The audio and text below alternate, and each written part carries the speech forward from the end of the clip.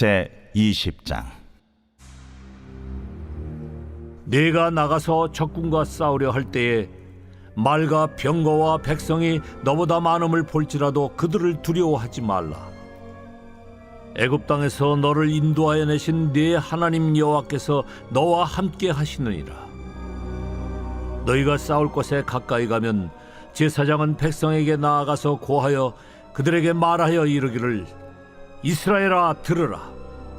너희가 오늘 너희의 대적과 싸우려고 나왔으니 마음에 겁내지 말며 두려워하지 말며 떨지 말며 그들로 말미암아 놀라지 말라.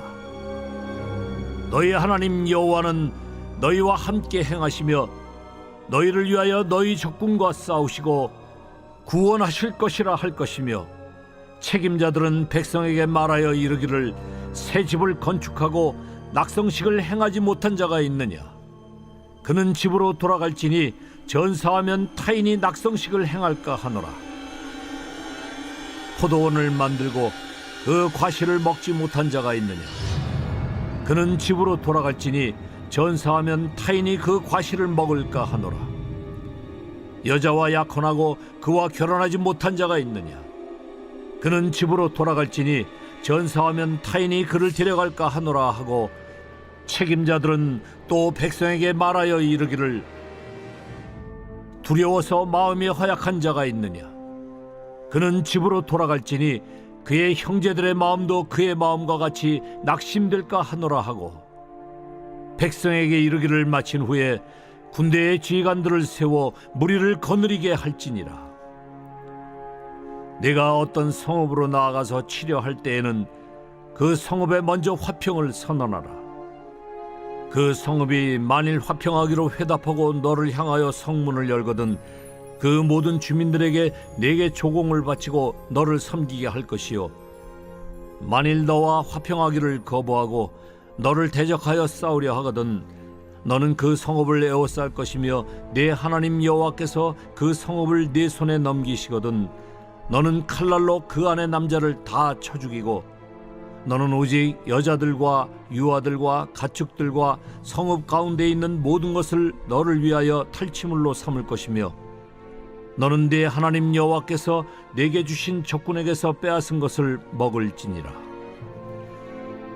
네가 네게서 멀리 떠난 성읍들, 곧 이 민족들에게 속하지 아니한 성읍들에게는 이같이 행하려니와, 오직 네 하나님 여호와께서 네게 기업으로 주시는 이 민족들의 성읍에서는 호흡 있는 자를 하나도 살리지 말지니, 곧 헷 족속과 아모리 족속과 가나안 족속과 브리스 족속과 히위 족속과 여부스 족속을 네가 진멸하되 네 하나님 여호와께서 네게 명령하신 대로 하라. 이는 그들이 그 신들에게 행하는 모든 가증한 일을 너희에게 가르쳐 본받게 하여 너희가 너희의 하나님 여호와께 범죄하게 할까 함이니라. 너희가 어떤 성읍을 오랫동안 에워싸고 그 성읍을 쳐서 점령하려 할 때에도 도끼를 둘러 그곳의 나무를 찍어내지 말라. 이는 너희가 먹을 것이 될 것임이니 찍지 말라. 들의 수목이 사람이냐? 너희가 어찌 그것을 에워싸겠느냐? 다만 과목이 아닌 수목은 찍어내어 너희와 싸우는 그 성읍을 치는 기구를 만들어 그 성읍을 함락시킬 때까지 쓸지니라.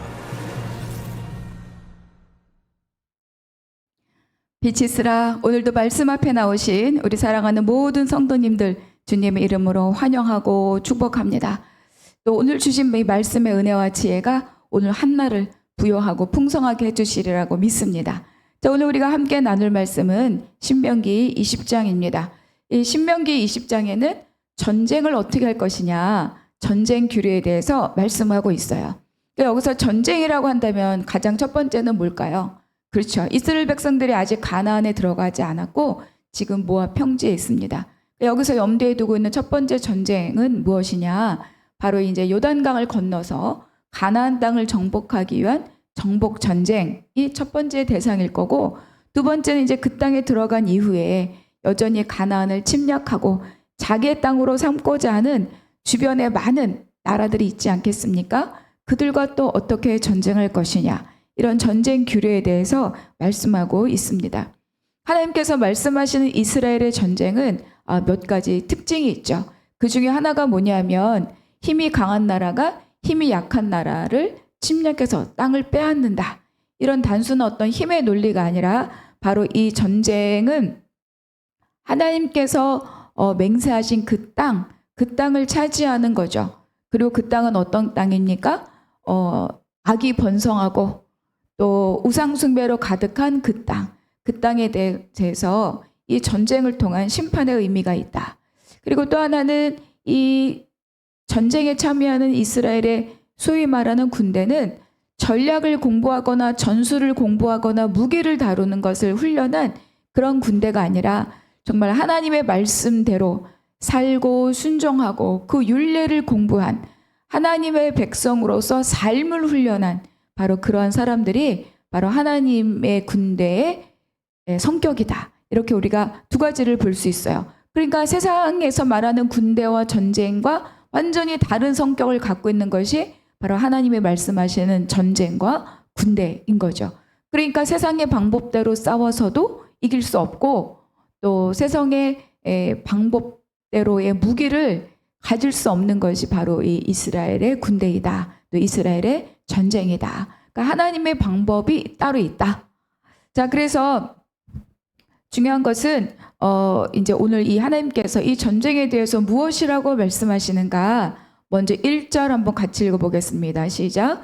네가 나가서 적군과 싸우려 할 때 말과 병거와 백성이 너보다 많음을 볼지라도 그들을 두려워하지 말라. 애굽 땅에서 너를 인도하여 내신 내 하나님 여호와께서 너와 함께 하시느니라. 3절도 같이 읽겠습니다. 말하여 이르기를 이스라엘아 들으라. 너희가 오늘 너희의 대적과 싸우려고 나왔으니 마음에 겁내지 말며 두려워하지 말며 떨지 말며 그들로 말미암아 놀라지 말라.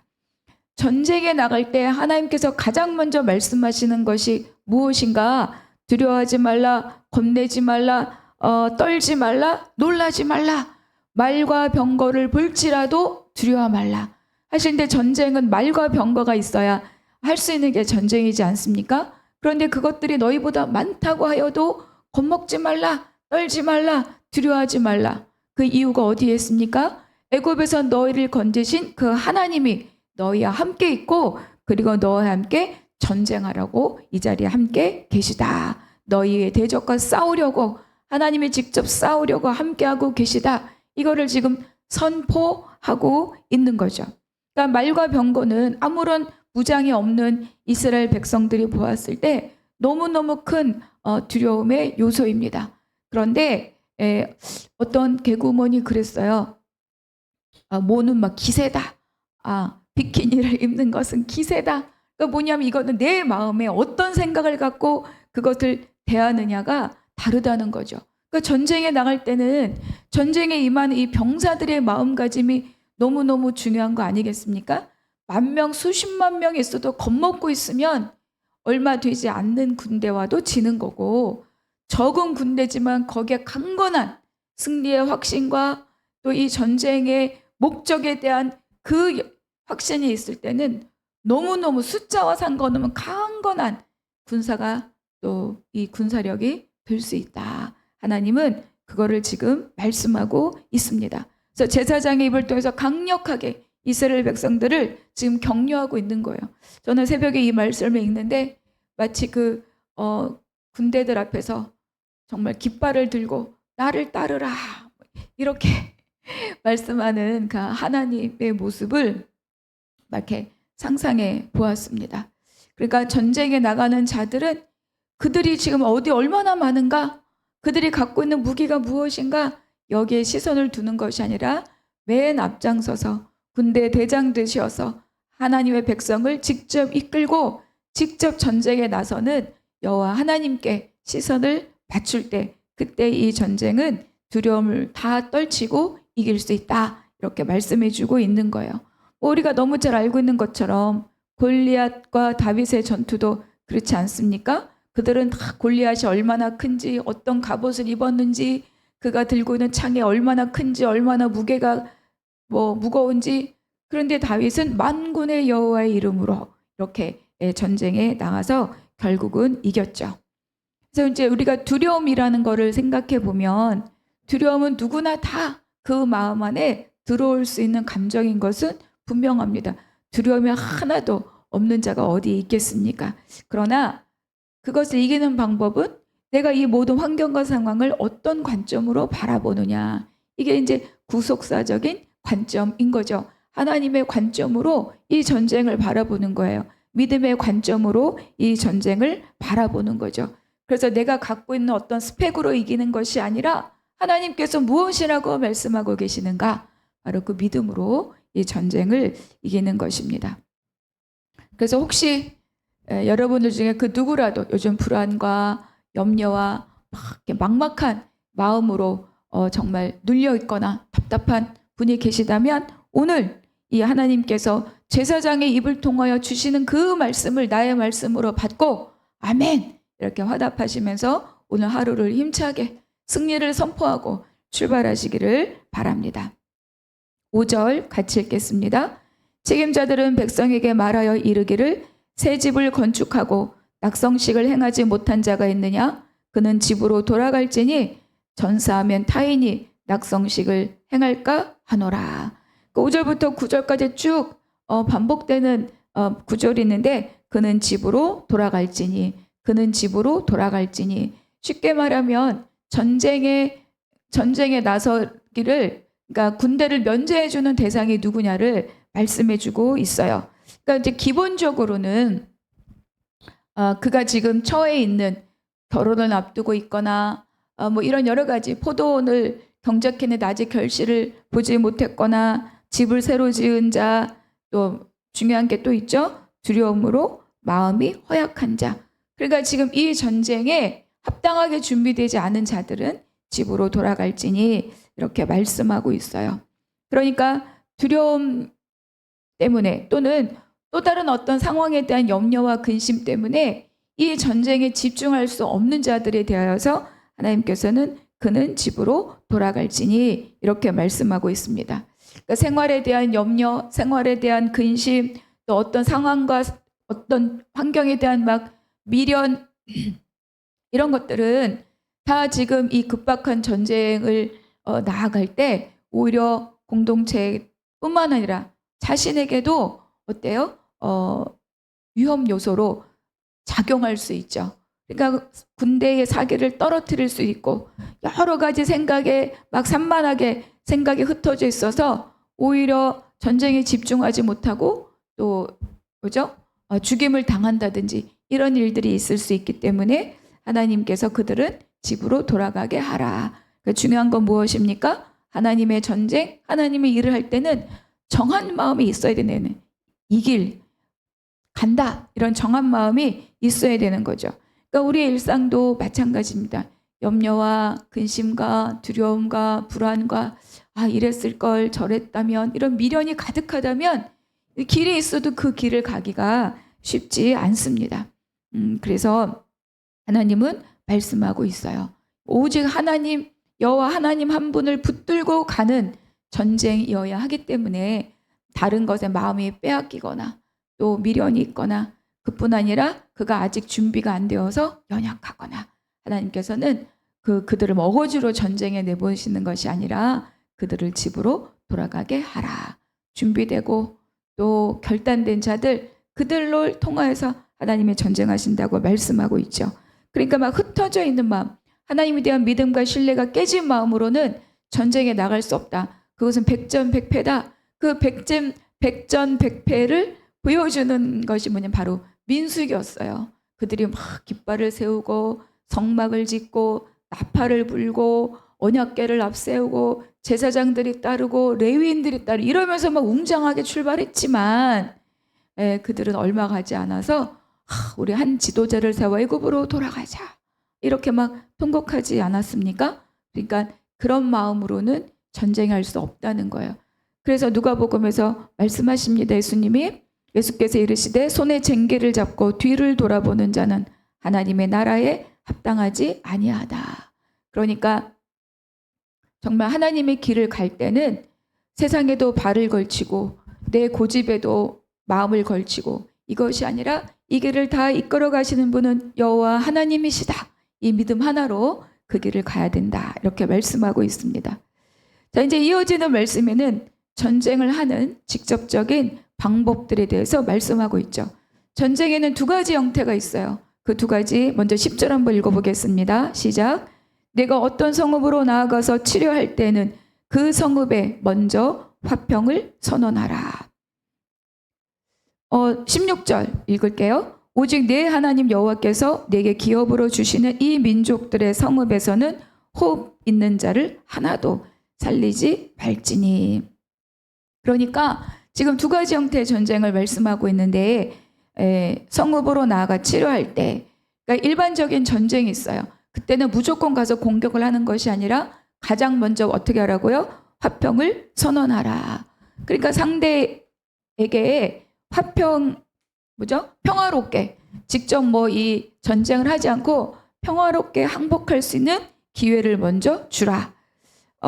이거는 뭐냐면 불필요한 피 흘림, 불필요한 파괴 이런 것들을 최소화하는 하나님의 방법인 거죠. 그래서 성문을 열고 받아들이면 그들에게 조공을 바치도록 하라. 그래서 이스라엘의 통치 아래 그 땅까지도 평화롭게 살도록 하라. 이렇게 하나님은 말씀하고 있어요. 그러니까 화평을 선언하고 그들의 성문을 열면 들어가서 조공을 바치게 하고 통치를 받되 평화로운 삶을 살 수 있게 하는 거예요. 그러니까 이것도 평화 조약이죠. 그렇게 예를 들어서 성문을 열었는데 평화 조약을 하겠다고 성문을 열었는데 막 군대가 밀고 들어가서 다 약탈하고 다 빼앗아 오고 이거는 하나님의 방법이 아닙니다.